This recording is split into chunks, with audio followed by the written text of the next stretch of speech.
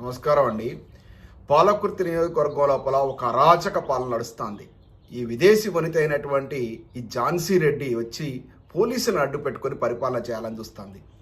దీన్ని ప్రజలు, జర్నలిస్టులు ముక్త కంఠంతో ఖండించాల్సినటువంటి సమయం వచ్చింది.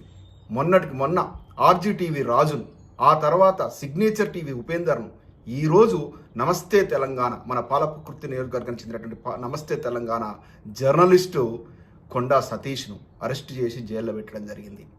ఈ రకంగా జైల్లో పెట్టి ప్రశ్నించే గొంతుకలను మీరు అణచివేస్తారా? ఏం చేశాడు కొండా సతీష్? చేసిన నేరం ఏంటి?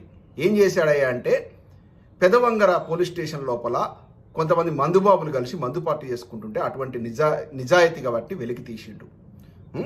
ఈ యొక్క విదేశీ వనిత అయినటువంటి ఝాన్సీ రెడ్డి పాలకుర్తి నియోజకవర్గం లోపల తన కోడలైనటువంటి ఎమ్మెల్యే యశస్విని రెడ్డిని అడ్డు పెట్టుకొని ఒక నిరంకుశ పాలన. అసలు ఆమెకు సంబంధం లేదు, ఆమెకు ఓటు హక్కే లేదు. అమెరికాలో ఉండాల్సిన వ్యక్తి విజిటింగ్ వీసా మీద మన పాలకుర్తి నియోజకవర్గంకి వచ్చింది. ఈ సిగ్గులేని కాంగ్రెస్ అధినాయకత్వం ఆమెను ఇన్ఛార్జ్ చేశారట. మరి చేస్తే సిగ్గు తెచ్చుకోండి. మీకు ఎవరు భారతీయులు దొరకలేదా పాలకుర్తి నియోజకవర్గానికి ఇన్ఛార్జ్ చేయడానికి? ఈ ఝాన్సీ రెడ్డి వచ్చింది కావాలా మీకు? ఆమె చేసింది ఏంది? ఒక్కరికన్నా నియోజకవర్గానికి సంబంధించిన వ్యక్తులకు వాళ్ళ యొక్క పిల్లలు ఇక్కడ చదువుకుంటున్నారు అమెరికాలో, వాళ్ళకి ఎవరికైనా హెల్ప్ చేసిన దాఖలాలు ఉన్నాయా? నేను చేసినయ్యా, నేను సాక్షాత్తో చూపిస్తా. కాంగ్రెస్ పార్టీ కార్యకర్తల పిల్లలకు అమెరికాలో నేను హెల్ప్ చేశాను. ఆమె ఏమైనా చేసిందా? ఏమైనా సాయం చేసిందా?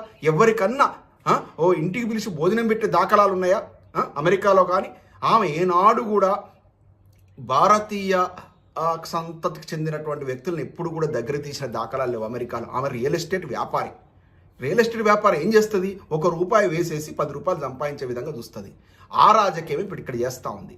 వచ్చింది మొన్న ఎలక్షన్లో కోట్లు పెట్టి టికెట్ కొనుక్కున్నది. ఎవరెవరికి టికెట్లు, ఎవరెవరికి ఎన్ని కోట్లు ఇచ్చింది ఏందని చెప్పి అందరికీ తెలిసిన విషయమే అది.